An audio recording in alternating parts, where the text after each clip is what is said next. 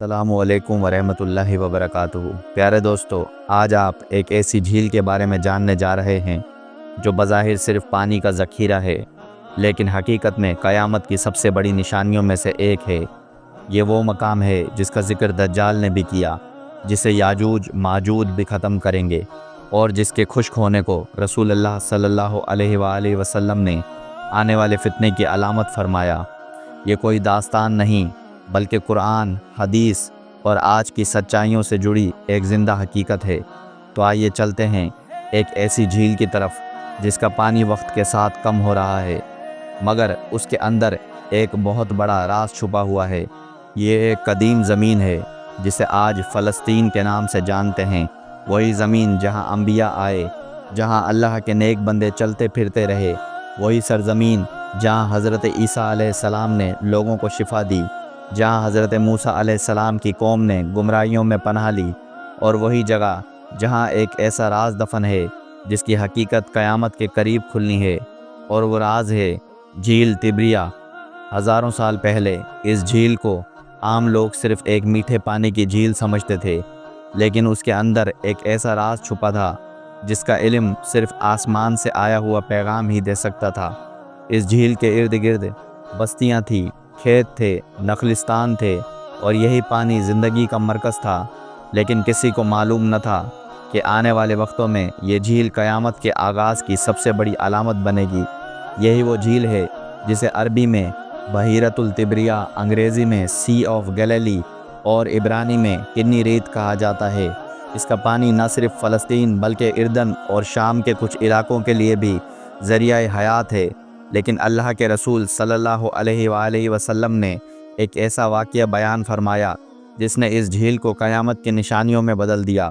صحیح مسلم میں حضرت فاطمہ بنت قیس رضی اللہ عنہ سے روایت ہے کہ نبی کریم صلی اللہ علیہ وآلہ وسلم نے ایک دن صحابہ کو جمع کیا اور فرمایا کہ ایک عیسائی راہب حضرت تمیم داری رضی اللہ عنہ، جو بعد میں مسلمان ہو گئے، وہ سمندر میں سفر کر رہے تھے۔ جب ان کی کشتی ایک جزیرے پر جا لگی، وہ جزیرہ ویران تھا، اور وہاں انہوں نے ایک عجیب مخلوق کو دیکھا جس کا جسم بالوں سے بھرا ہوا تھا۔ انہوں نے پوچھا، تو کون ہے؟ اس نے کہا، میں جساسہ ہوں۔ اور پھر انہیں ایک عبادت گاہ میں لے گئے جہاں ایک شخص زنجیروں میں جکڑا ہوا تھا۔ وہ بڑا سرخ رنگ والا، گھنگریالے بالوں والا تھا، اور اس کے ہاتھ پاؤں لوہے کی زنجیروں سے بندھے ہوئے تھے۔ اس شخص نے تمیم داری سے سوال کیے۔ پہلا سوال یہ تھا کہ نبی آخر الزماں کا ظہور ہو چکا؟ تمیم داری نے کہا، ہاں، وہ عرب میں ظاہر ہو چکے ہیں۔ دوسرا سوال، بے درخت کھجوروں کی بستی بصرہ کی حالت کیا ہے؟ تمیم داری نے بتایا کہ وہ زرخیز ہے۔ تیسرا سوال، جھیل تبریا کا کیا حال ہے؟ تمیم داری نے کہا، اس میں پانی موجود ہے۔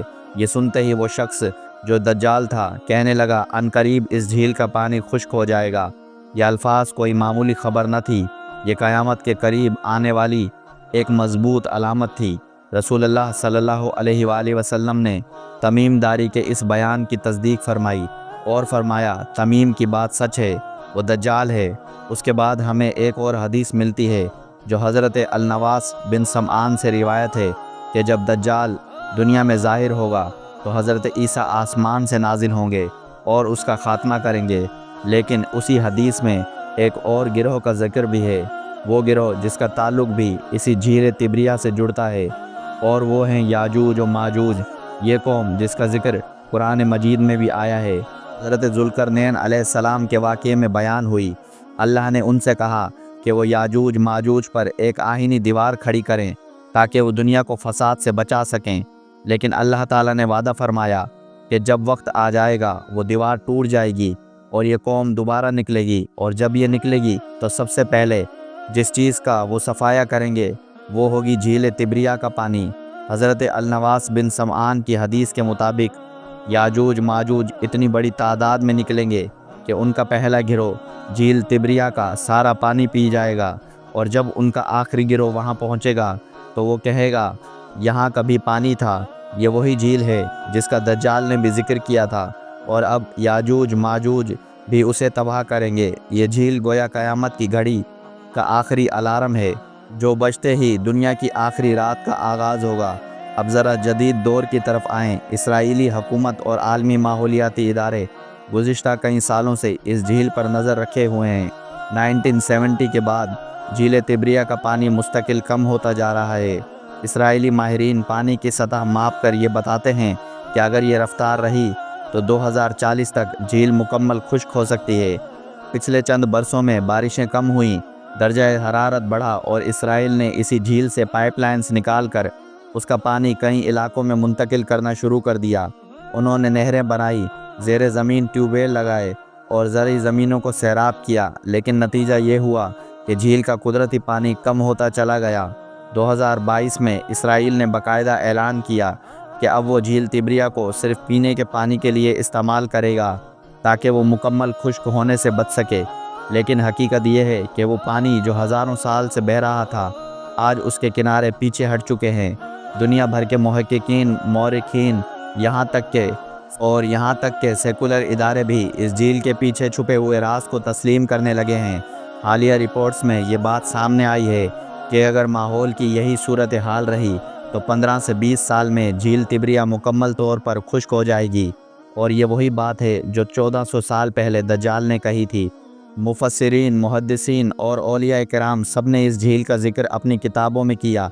इमाम नववी रहमतुल्लाह अलैह ने फरमाया, झील तिब्रिया के खुश्क होने का जिक्र क़यामत की बड़ी निशानियों में से है।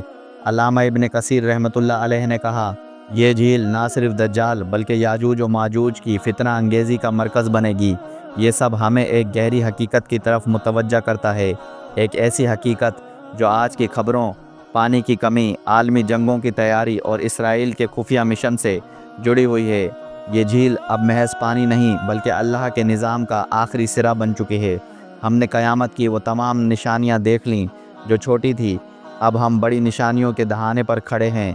झील तिब्रिया की हालत, आलमी सियासी कशीदगी, माहौलियाती तबाही और रूहानी ज़वाल, ये सब इस बात का इशारा दे रहे हैं कि वो घड़ी करीब है जिसके बाद दज्जाल ज़ाहिर होगा, याजूज माजूज निकलेंगे, ईसा अलैहिस्सलाम नाजिल होंगे और सूरज मगरिब से तुलू होगा। ये सब महज एक किस्सा नहीं बल्कि ज़िंदा हकीकत है जिसकी गवाही कुरान, हदीस, तारीख़ और आज की दुनिया खुद दे रही है।